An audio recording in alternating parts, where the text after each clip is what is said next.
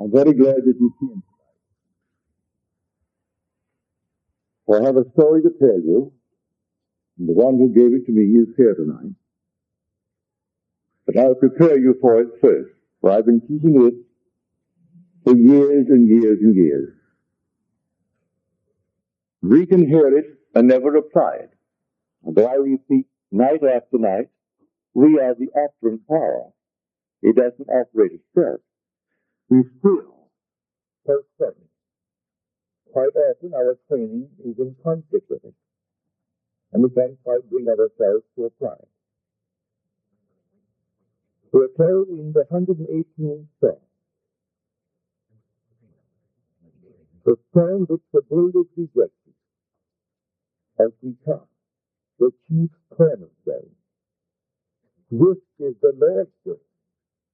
It is marvelous in our sight.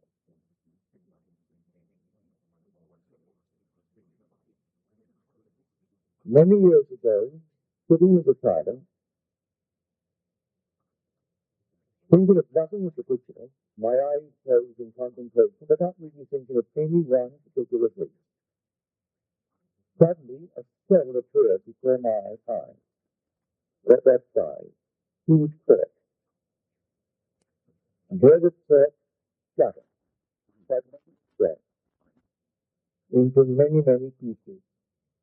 And then quickly reassembled themselves at this time into the human form, seated in the lotus spot.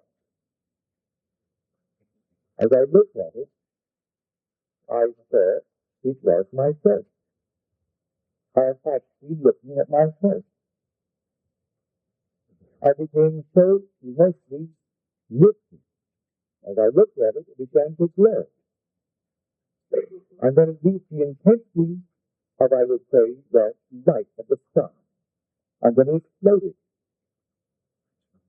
And then I awoke in my chair. The stone that I had rejected was myself. I could not believe that I myself was the cause of the phenomena of my life. I thought he did it, they did it, the world did it, but certainly I am not responsible. These were things happen because others are the causes. And here I am looking at the stone which the builder rejected. This is marvelous for me. It's the Lord's doing, and it's marvelous in our sight. When we actually see this world as a world of appearance, behind which the reality of imagining lay, we find the truth. All things exist in the human imagination. And by that I mean the individual's imagination. In your own business, you bear your heaven and your earth. And all that you behold, whether it appears without, it is within, in your imagination, of which this world of mortality is but a shadow. Now, you and I will call ourselves either Christians or Jews. Both are the same building. The Jew is the foundation stone. It is the tree. Christianity is its fulfillment. It is the fruit. But the tree is Judaism. And all that it actually contains will come out eventually in a plan, a wonderful plan that was there in the beginning of time. And that we call Christianity. Blake said, I know of no other Christianity and no other gospel than the liberty, both of body and mind, to exercise the divine art of imagination. Many of the apostles knew no other gospel. And the worship of God is using his gift. And then he says, God becomes as we are, that we may be as he is. But what is the gift? He also mentions that. The gift to man is all imagination, and God is man, and exists in us, and we in him. The eternal body of man is the imagination, and that is God himself. The divine body, Jesus. Now, as you're seated here, that's all about you. Your own wonderful human imagination is the God of the universe. That is the one spoken of as the Lord Jesus. That's the one. Is it really true? Well, you're called upon to test it. Test it and see if it's true. Well, I have a letter on me tonight. I really should read it, but I'm not going to. I should read it just as you wrote it, but I'll tell you the contents of the letter. This gentleman hasn't been here in years. The last time I saw him was at the e-bell. Well, you know who's been coming since the e-bell, how long that has been. He said, I must tell you this story. It may not make sense, but I must tell it. For it's the first time that I have ever used my training according to the things that I have heard you say. I am a psychologist, and I have wasted years trying to talk people out of their mental problems, when I could easily have imagined them whole and happy. Now, here is the story. He said, a friend of mine, this lady, claimed that she was in many ways abnormal. She and her husband adopted a little baby girl, and something very strange went wrong with the child. The child was 4 years old and still could not speak, and the few words it muttered, it garbled so that it was simply not intelligible. But in the 4 years talking to her, there was progress. Then one day she said to me, I do not feel any longer that I am abnormal. So now I say to myself, I am not abnormal. He tried to explain to her that that's not quite the approach. And then he broke the thought and he told me this story. That, for instance, in my own case, I find a home that I want. I begin to imagine that I'm living in that home. And then doubt sets in. Here's the result. That doubt materializes into a person. And that person has more money than I have, and he buys the home, leaving me out in the cold. I know from that experience that every person in my world only reflects a mood in me. Everyone that I meet, whether I know them or a stranger who buys the home that I wanted. When the doubt set in, the doubt materialized into a person. I didn't know him, but he only reflects that mood of doubt in me. So he has more money and he buys the home, and I'm out in the cold. So I reconstructed a sentence for this lady. And I said, no longer must you say, I am not abnormal. You must now begin to say, I am perfectly normal. She said, I do not feel that. He said, I do not care whether you feel it or not. You must begin to persuade yourself that you are perfectly normal by repeating within yourself, I am perfectly normal. The day she began it, the child went into a coma. So profound was the sleep that it was difficult to rouse her. She could not be awakened. She asked me to examine the child. I said, no, take her to a medical clinic and have them examine the child. But as she began, from his suggestion, to assume I am perfectly normal, within 24 hours the child awoke. They made the test in the medical center and found her alert and bright. She was only the outpictured statement of that mother who adopted her. The mother began to feel, I am abnormal. So she adopts a little child, a little girl. And the girl for 4 years couldn't talk. And when she began, it was so garbled, it made no sense.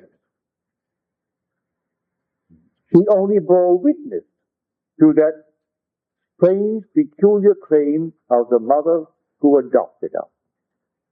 And when she changed the pattern of speech within her and said, I am perfectly normal, the child, by the medical clinic, found her not only alert, but perfectly healthy and returning to a normal state in this world. The whole vast world is yourself pushed out. All that you behold, though it appears without, it is within, in your own wonderful human imagination, of which this world of mortality is but a shadow. Why? I found him. I found him of whom the prophets spoke. They spoke of Jesus. And the world is taught to believe he's a man who lived 2,000 years ago and who was crucified 2,000 years ago. And I am telling you, he is crucified on humanity. And the one crucified on humanity is man's own wonderful human imagination. That's Jesus. And there is no other Jesus. That is Jesus. He is buried in man. He is the dreamer in man. And he is dreaming this dream of life. What are we feeding him? Well, I'll tell you what we feed him, because he is capable of anything in this world. And listen to these words from Deuteronomy, the 32nd chapter, the 39th verse of Deuteronomy. And these are the words of the Lord speaking. I kill, and I make alive. I wound, and I heal. And there is none that can deliver out of my hand. There is only one creative power in the world. The one who kills is the one who makes alive. The one who wounds is the one who heals. And there is no other power than this one power. And that one power is your own wonderful human imagination. That is God. There is no other God. He is buried in you. And the day will come, he will awaken within you. When, I trust it is now, that I could turn you from this world of seeming reality on the outside to a world of imagination. So you actually live in your own wonderful human imagination. If you do, and you really turn into a being who believes in the reality of his own imaginal act, you are then on the verge of rebirth. It does not say when. He tells you no one knows, not even the Son, only the Father. Don't ask me when, said he. But I'll tell you the signs of it when you actually begin to trust your own wonderful human imagination. When you can sit quietly all alone, asking help of no one, and really believe that your imaginal act is a creative fact, and that in the interval of time necessary, it's going to externalize itself and become a reality in your world.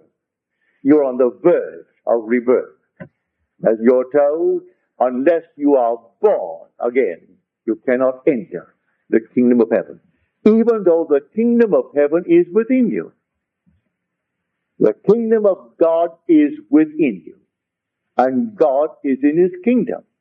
Although he is in his kingdom, and that kingdom is in you, you can't enter it unless you turn from this world of materiality, believing it is the cause, believing it is the reality, to live in your own wonderful human imagination. When you do, you'll find yourself on the very verge of being reborn. Though you're warned, do not ask me when.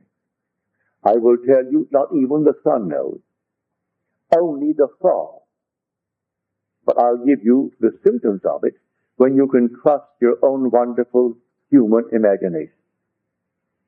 That will be the symptom. Can I stand here tonight and take any request?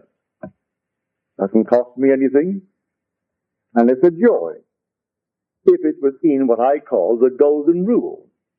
Do unto others as you would have them do unto you. Ask nothing of me that you would not ask for yourself. Do not ask me to hear any news in this world that you would not really want done to you. Because first of all, I could not do it. I use the golden rule. Then, if it comes within the framework of the golden rule, it's so easy. What would the feeling be like if it were true? That you are what you want to be. That they are what they want to be. That they have what they want to be. Don't ask me how it's going to happen. I do not know. The depth of your own being has ways and means that you, the conscious surface being, know not of. It knows exactly how to do it. So don't ask how it's going to be done.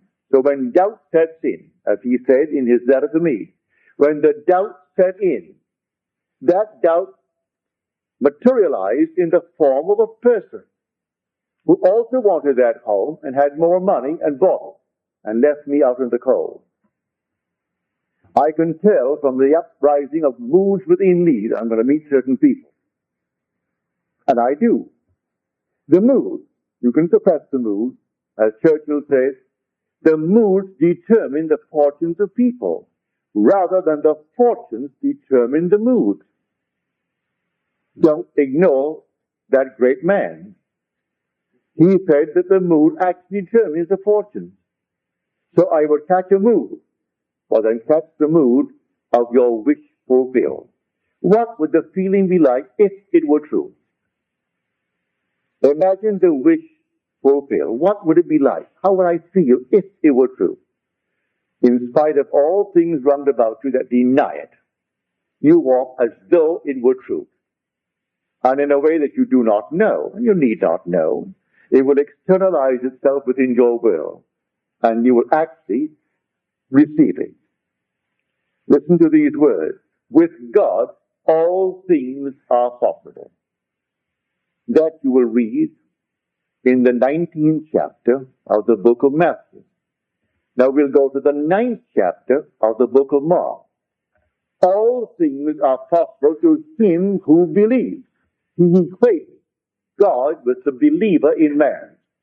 All things are possible to him who believes. That's Mark. Matthew, with God, all things are possible. So he equates the believer in man with God. Well, the believer in me is my own wonderful human imagination. What other thing in man but his reality, which is imagination, that believes? It's the dreamer in man. I go to bed at night and I dream. The dreamer and the waking I are one and the same being. Can I believe, or am I going to allow certain doubts?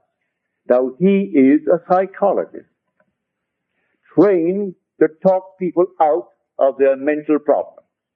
Put them on the couch, put them on the chair, and talk them out of it and spend years, when he could easily, as he confessed, have imagined them whole and perfect and happy. But he said, I believe that I was, through my training, compelled to spend these awkward years as anyone who works at a job spends his time in an awkward manner. If you're not enjoying what you're doing, then it's simply a job and you're doing something that is to you awkward, if you like it. Like my brother Victor, who has made a fortune. The very smell of the ship, the very smell of the boat, the smell of his store, he loves it.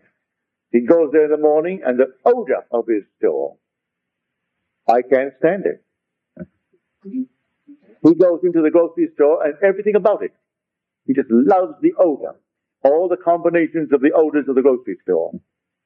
He goes into his department store. All the things of the department store. That's the odor. It affects him. He loves it. Goes to a hotel. And the restaurant naturally is all in service. That affects him. And he loves it. He so loves it. He's in the mood of success. So, fall in love with something that really excites you. And feel that you are already what you want to be. And I tell you from my own experience and from this man's experience that it will work. Now, here is a man who heard me years ago. He came home one day, and I thought, now here's a man teaching people how to live correctly. And I had 2 books. They're completely out of print. You can't buy them. But I thought, if I could give them to someone doing this kind of work, who is serious, he's a trained psychologist, I'll give them to him. So I gave him these books. I don't think he's read them. First of all, they're named after the mountains of Switzerland, Zermatt and Oberland. But it's all imagination. The man who wrote it, I presume he's gone now. He was 94 when I last heard from him. But I gave him these books. They were new and completely out of print. You can't get the books. You might find them in some second-hand, but they were never popular books because they were very voluminous books. But he wrote them in the form of a dialogue like a Plato. He introduced 5 characters, and each one was a scientist, one was a philosopher, one was a mystic, one was something else, and they all discussed. And he had the central one who was the mystic, explaining the phenomena and the cause of the phenomena of life. And so he wrote these volumes. And I gave them to him. I asked him the other night, because he's here for the second time in years. And he mentioned the way he told me about them, I don't really think he really read them with understanding or really read them. Because it's told like a Plato would tell a story, introducing characters. Because the one person is speaking as the scientist, as the mystic, as the philosopher, as the atheist. He has them all present, only 5 characters. But the books are completely on imagination. And it's called the Zermatt Dialogue and the Oberland Dialogue. And I went down to the bookstore in Long Beach called Acres of Books looking for them. And old Mr. Smith, he's gone now. He was then in his 80s. And I was looking all over the philosophical department and the other departments. Oh, he said, you wouldn't find them there. You'll find them under Switzerland, the mountains. He didn't know the content of the book. Go over to the place and look under Switzerland. And there they were. So I found my 2 books. And I parted with him and I gave them to him in the hope that because he is a psychologist, a trained one, that these would show him that causation is all imagination. That imagining creates reality. What am I imagining? So they came to him, the embodiment of imagination. And they said, but you haven't eaten. And they were concerned because he'd been left alone and he had not eaten. And he said, I have food you know not of. And the food is, what are you feeding your imagination morning, noon, and night? You read the morning paper and you react. And you don't know one character there, any of them, and you react even before you get to the end of the page, based upon some biased reporter. But you react. That's what you fed the Lord. For the Lord is your own wonderful human imagination. That's God. and there is no other God. That is the Jesus of Scripture. That's the Jehovah of the Old Testament. And he is housed in you. That's why you are immortal. So you can drop right now. May I tell you, it would make no difference to your immortality. Chop off your head, burn you, and turn it into dust. You are an immortal being. You cannot cease to be, because God became as you are, that you may be as he is. And so you're going through these with these strange, peculiar diets, and we simply produce what we feed upon. You can learn a lesson from the animal world. When we were children, we had ducks, chickens, all kinds of things that you have in a farm. And we were a large family. There were 10 children, 9 boys and 1 girl. And we had a father, mother, and grandmother, all living in our home. And mother would say to us, take, say, 2 or 3 ducks and put them away, because I want them in 2 weeks. I'm going to have a duck dinner. So you take the 3 ducks and you put them away. Well, she meant that you would change their diet. Because when I was a boy, fish was plentiful and cheap. You could bring in all kinds of fish. We had no refrigeration. So if it wasn't sold in the evening, early evening, it rotted. So you simply either use it for strange bait the next day, or you fed the animals, that is, the ducks. So we would take the fish while we kept them alive and fed on ducks, on fish. And they got fat and they were altogether healthy. But you couldn't eat that bird until you took it and isolated it and put it in a cage by itself and stuffed it with meal, corn, sour milk, anything of that nature. And at the end of 10 days, that bird, having been fed only on, say, milk or corn or anything you had of that nature, the whole system changed. And so when you cooked it, it was like a milk-fed bird.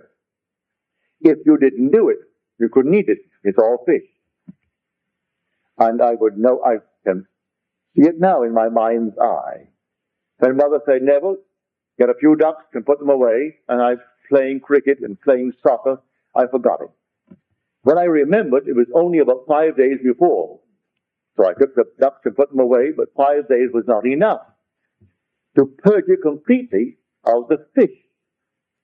Well, you could smell that thing all over the neighborhood on Sunday afternoon. We're going to have ducks. And we knew we couldn't have ducks because you couldn't eat it. You look at a duck and you're eating fish. So it repulsed everyone. Of course, we got a good spanking for it because we didn't do what Mother commanded us to do at the time that she told us to do it. Well, that is just like everything else in this world. You feed, as he said, I have food you know not how. You feed for a few days, a couple of weeks, on a changed mental diet. In this case, in 24 hours, when she took the diet that he gave her, I am perfectly normal. The child went into a deep, deep sleep from which she could not be awakened without a struggle.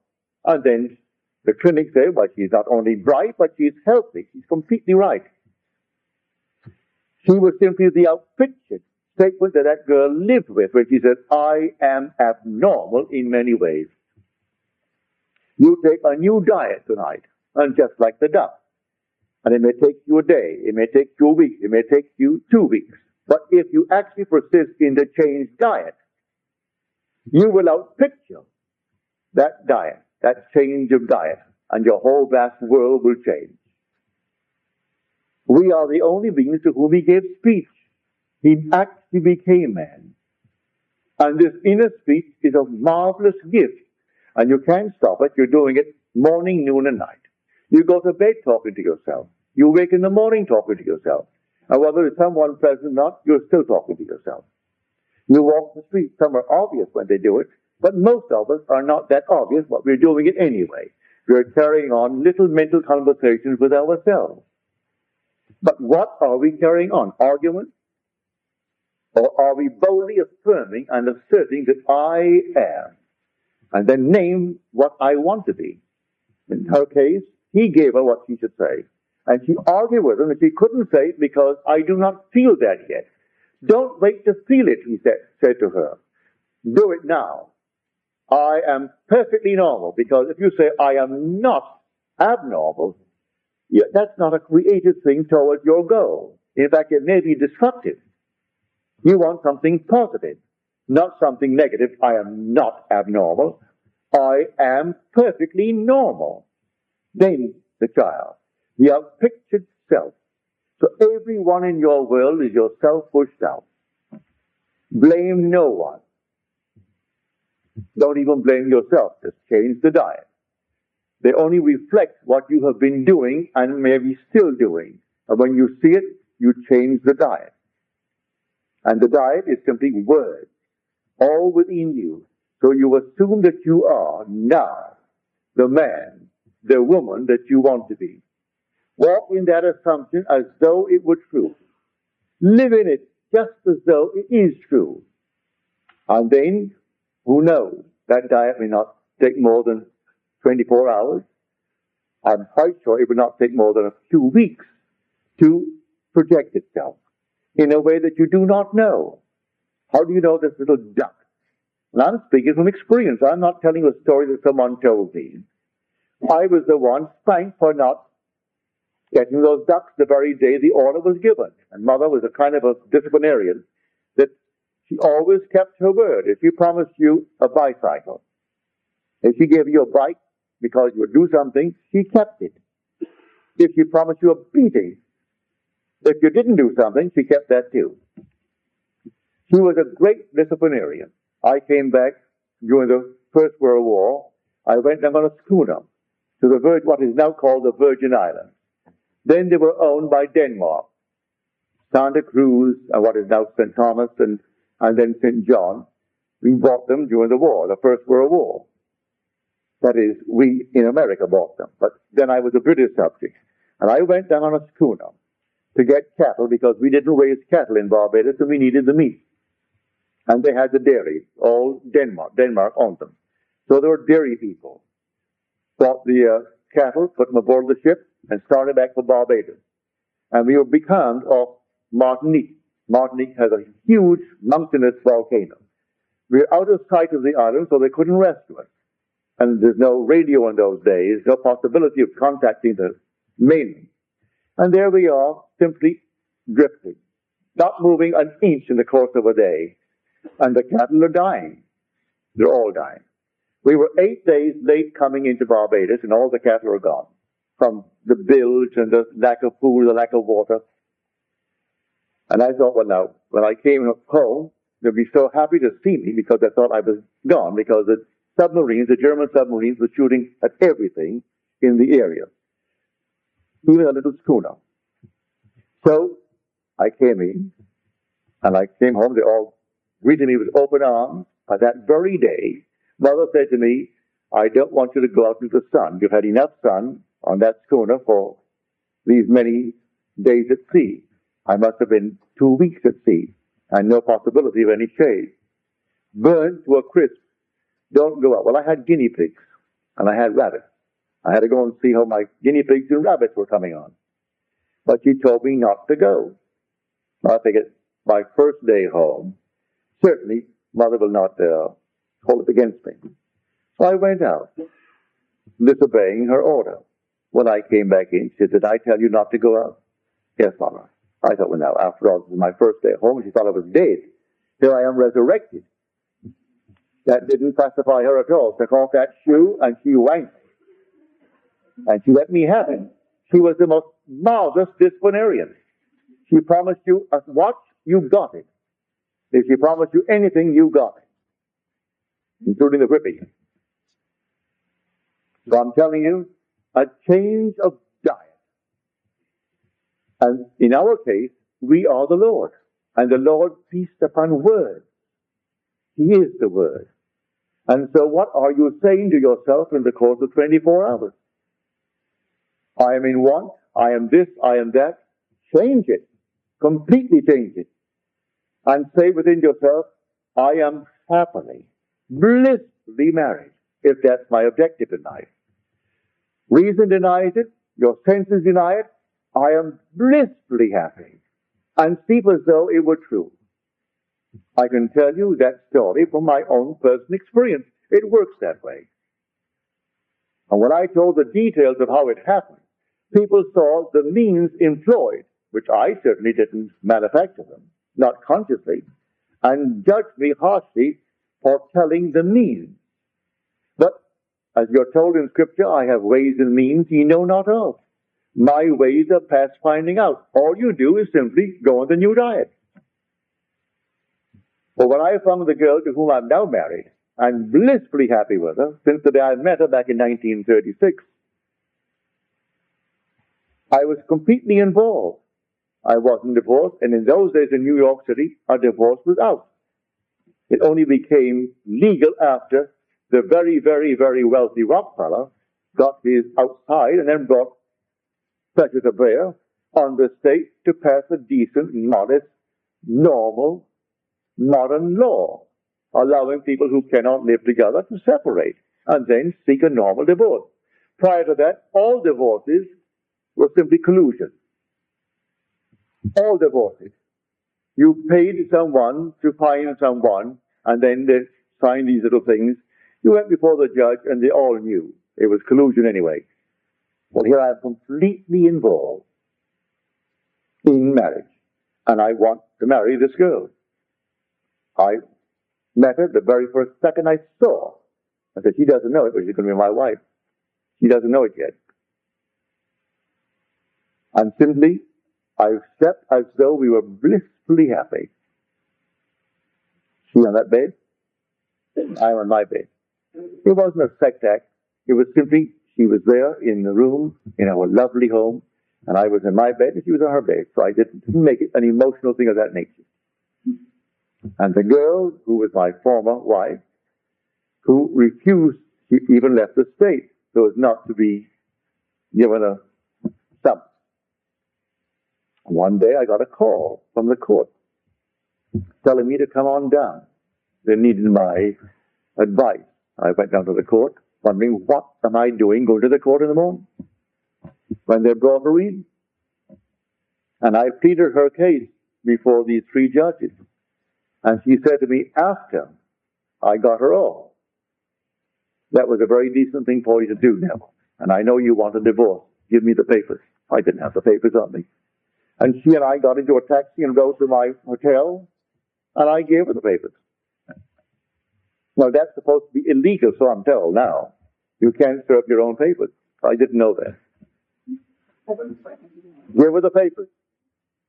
And I got my divorce in the city of New York. I know it works. It took me 1 week to do it. That's all that it took me. 1 week. I simply went sound asleep in the assumption that my wife was there. And it's the girl to whom I'm now married and who bore us a glorious daughter. And it's been since 1936. So here, this heavenly state was denied me because I wasn't feeding myself the right food. I have food you know not of, and the food are words. And you repeat them within yourself. What am I saying? As Blake said, oh, what have I said? What have I done? Oh, all-powerful human words. What have I said? What have I done? Oh, all-powerful human words. If man only realized what he is doing when he is talking seemingly idly to ourselves, who cares? Who knows? Who knows? The only one that cares knows. And he is your own wonderful human imagination. That is God. That's the Jehovah of the Old Testament and the Jesus of the New. And there is no other God. And he's buried in you. And he's dreaming in you. And surely you want to awake. Well, you will awake the day that you actually move in to the life of imagination. For you trust your imagination and live in it. You're not far from the threshold of rebirth. But I can't tell you the day or the hour. No one knows but the Father. And the Father is your own wonderful human imagination. I saw it so clearly. This is the stone that the builders rejected. But what the builders rejected has become the chief cornerstone. It was the Lord's doing, and it is marvelous in our sight. So I rejected the fact that I was the cause of the phenomenon of my life. I couldn't believe it. I thought everyone outside of myself caused it. Then I realized, when I saw the vision, here is a stone, a quartz, and it fragmented into numberless parts. As he said, the one who bought the home, that's a fragmented part of my own being. My doubt brought him into being. He materialized my doubt. A man, a person. And he bought the home I wanted because he had more money. I materialized that. It came out of me. So the whole thing fragmented. And then when it came together and formed itself into a man, seated in the lotus posture, and I looked at it, I'm looking at myself. Then I realized I am the cause. He is the dreamer in me. And one day he is going to awake from this dream. And when he awakes, I am he. And he and I are one. This is the story I am trying to tell the whole vast world. Because I know it's true, and the day will come, you will know it's true. There is no other God than your own wonderful human imagination. I still would invite you, although I've told you to do it yourself, I still invite you, if you feel uneasy about it, to ask of me. For in the end, may I tell you, we are one. Now let us go into the silence.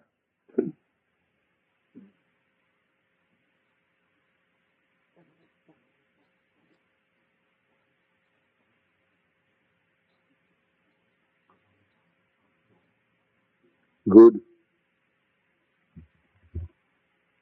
Now on Friday, I'm going to show you the parallel between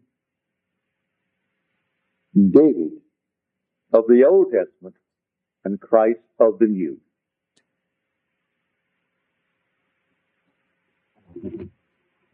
I know, trained as we are, it is the most difficult thing to separate our preconceived opinions from what we're actually looking at.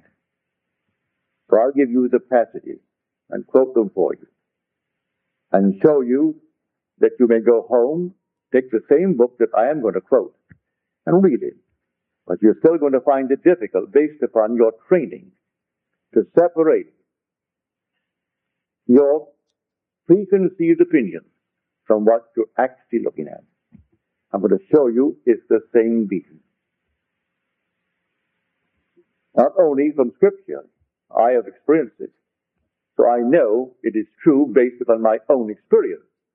But one would like confirmation from the written word.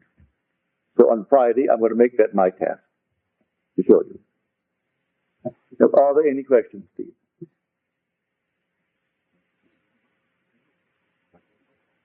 No questions. Well, if they aren't, until the next time. Good night.